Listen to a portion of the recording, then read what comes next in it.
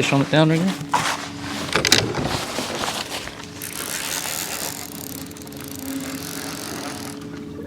Nice. All right, today I'm out fishing for walleye, trolling crankbaits, and I really like crankbaits for a couple reasons. I feel like they're the best way to target suspended fish. Other methods really involve targeting fish specifically on or near the bottom. Another thing I like about crankbaits is that they are a very effective way to cover a lot of water rapidly. So when a lot of fish are spread out and you're not getting a lot of bites, this allows you to do that because you control at a very high speed. It's usually between 1.5 and 2 miles per hour, which is quite a bit faster than what you would troll, say, with bottom walkers, where you're trolling about at 1 mile per hour.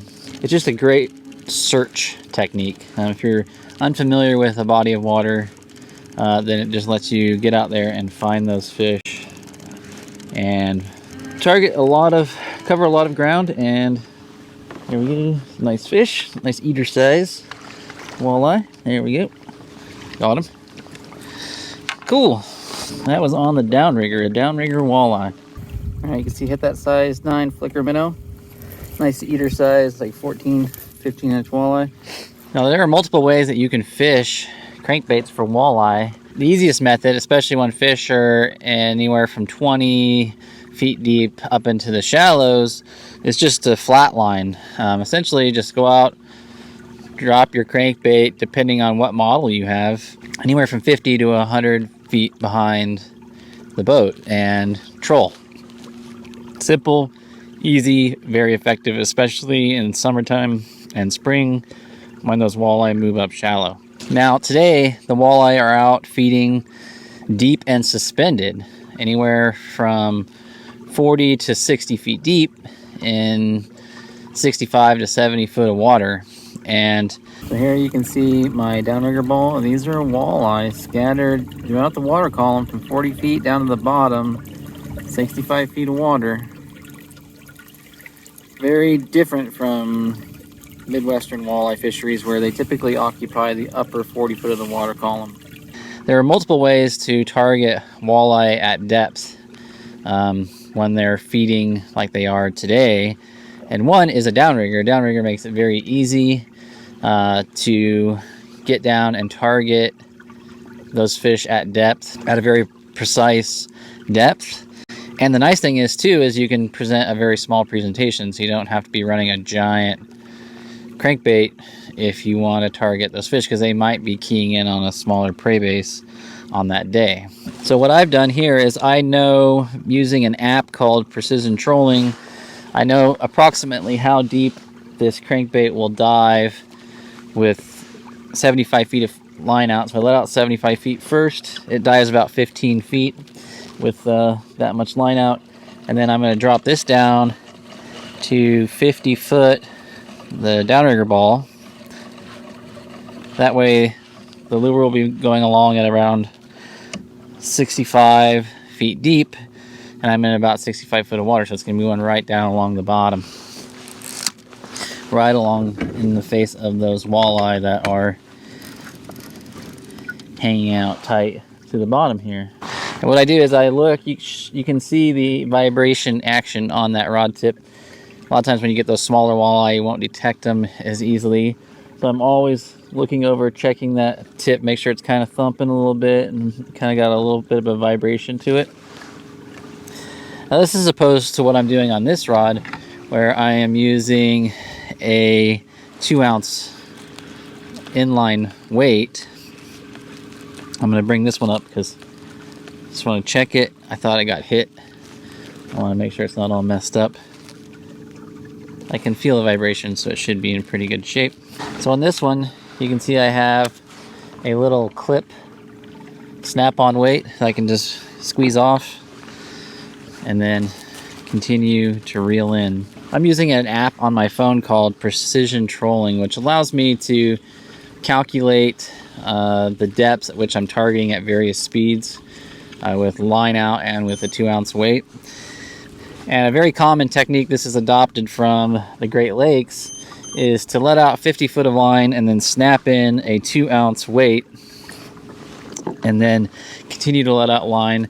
And with this app, you can calculate how deep you're fishing depending on what lure you have. So here I have a Flicker Minnow 11. And using that app, I know that if I let out 50 foot of line, clip in a 2-ounce weight, and then let out until my line counter reads 140, so 140 feet of total line out, that puts me at about 40 feet deep while I'm trolling at 1.7 to 2 miles per hour. All right, so this looks pretty good. No weeds on it or anything. I'm gonna put this back down by letting 50 foot of line out. Okay, after I hit 50 foot of line, I grab my line and grab my snap weight. And on the inside of the snap, there's a little nipple. And when you put this on the line, you just put that line past the nipple and it can't come off. You're not gonna lose this, but it's really easy to just squeeze and grab off. This is really nice when you have 2 people in the boat. One person can just be fighting the fish, the other one can just grab it and pull it off the line. And then I still have 50 foot on my line counter, so I'm just going to continue to let line out until it hits 140, and this should be at about 40 to 42 feet deep. And then that's all there is to it. Now, one of the things that's nice about having that cannonball clipped in static 50 foot up from your crankbait is that there's zero chance that your crankbait's going to get tangled up in your lead. So here in the Northwest, a lot of us run lead droppers, and for trout, salmon, kokanee, and a lot of folks struggle getting stuff tangled up when they drop it back.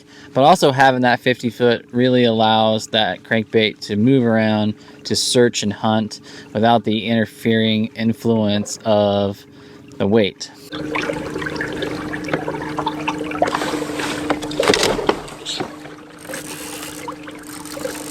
On the downrigger, right on that turn. That's the nice thing about getting one on the downrigger is you don't have to worry about lead or fighting lead. This feels like it's a decent fish. Another one on the Flicker Minnow, size 9. I would definitely say Flicker Minnows are probably my #1 walleye lure. They come in a really wide variety of colors and different sizes and diving depths. The 9s and 11s are probably the 2 I use the most. And they're relatively affordable. They're usually less than $5 a piece. Now with these crankbait bites, when you're bringing these fish up, you don't want to go all herky-jerky on it. Oftentimes you'll only have 1 or 2 of the trebles, of the points of one of the trebles in them. Just a slow, steady retrieve. Keep that pressure on them. You'll have a much higher landing ratio. That's why I like these softer rods too, not just because of downriggers, but they just also help to absorb some of the head bumps, especially from larger fish. Ooh, it's a really nice fish.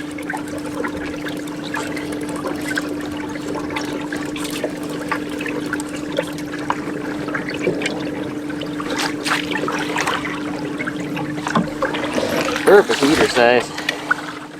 Awesome. All right, there you go. Nice size walleye. Good looking fish. That's why I like crankbaits. They really do produce the nice size fish. That's a great looking fish right there. Great eater size. We'll go ahead and get this guy in the cooler. Get redeployed. All right, so you can see here that that fish puked up some fish that had been feeding on. It looks like juvenile perch. They're about 1.5 to 2 inches long. So I might be able to match the hatch of those with some of my own lures. So I'm gonna do some digging in my crankbait box and see what I can find.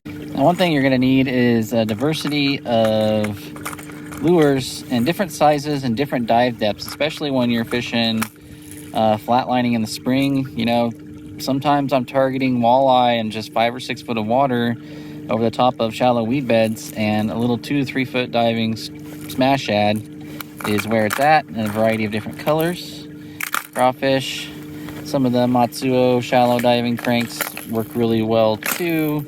Jointed flicker shads in size 7s and 10s. You can get even unjointed ones that are also very effective. But you want those different sizes so you can match the hatch and sort of figure out what they're wanting that day. Sometimes they want that big, longer profile, like the flicker minnows, which I'll show you in a sec, or these smaller profiles.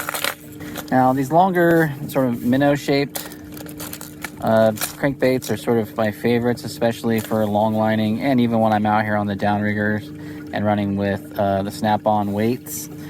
Probably my two favorites, or my most favorite actually, is the 11 and 9-inch flicker minnows from Berkeley. They are very inexpensive, they come in lots of colors, and they are very effective. This is also followed by the Bandits Deep Walleye, like this yellow one here. I've got this sort of diverse colored one here, and plain silver, another favorite of mine. The Matsuo also worked very well, and I have not had much success yet, but I'm sure I will at some point on the walleye creations, like this one here. Rapala also, the deep runners. I have literally never caught a fish on this, but a lot of people swear by them.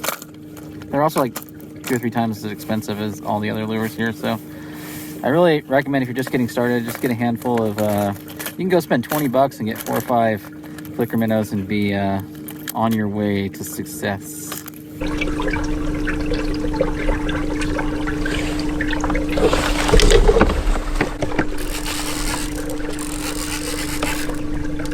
Nice. Yeah, the downrigger's been hot today.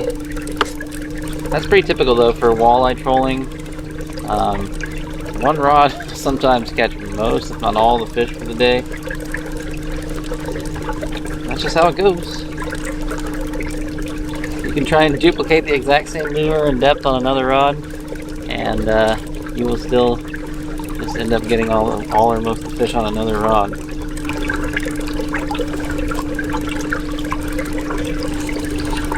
Nice either size. Golden. I like eating them anywhere from 12 to 18 inches, but you'll still get nice fillets off that.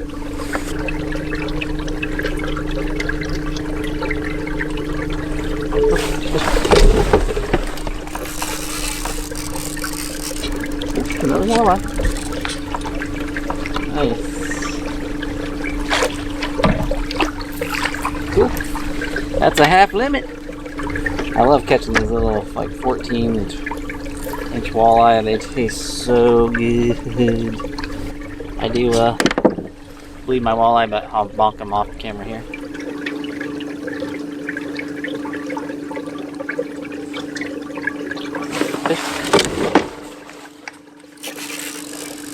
Alright, got another one here.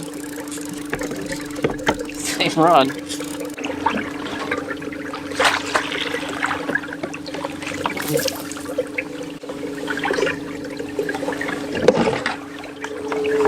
Alright, well, I'm almost back at the boat ramp here. I've only about 15% left on my battery, so probably time to call it quits for the day. Okay, so there's my 5 walleye. Most are in that sort of 13-14 inch bracket, but I got that nicer, probably 17-18 inch fish. I definitely had to earn them today, but you know, with sparse spiders like that and fish distributed throughout the water column, there's really not a whole lot of options to target these fish that are suspended at 40-60 foot of water. You're just not going to enjoy great success with widely spread fish at that depth with any other technique other than crankbait fishing. And as you saw today, most of those fish, or all those fish, came off the downrigger. So definitely think of the downrigger as a walleye fishing tool. I don't think a lot of people in the Northwest do. But other days, sometimes those snap-on weight rods do better. All right, I'll put links to all the products I use below. If you have any questions, just hit me up in the comment section. Be sure to like and subscribe. Hey, and if this video has helped you out, you could help me out by either becoming a patron or just picking up something in my Spilt Milk merch shop. that is running down below. You can also just go to store on my channel and you'll get it there. All right, I'll see you guys next time. Just remember, fish smarter, not harder. Bye, guys.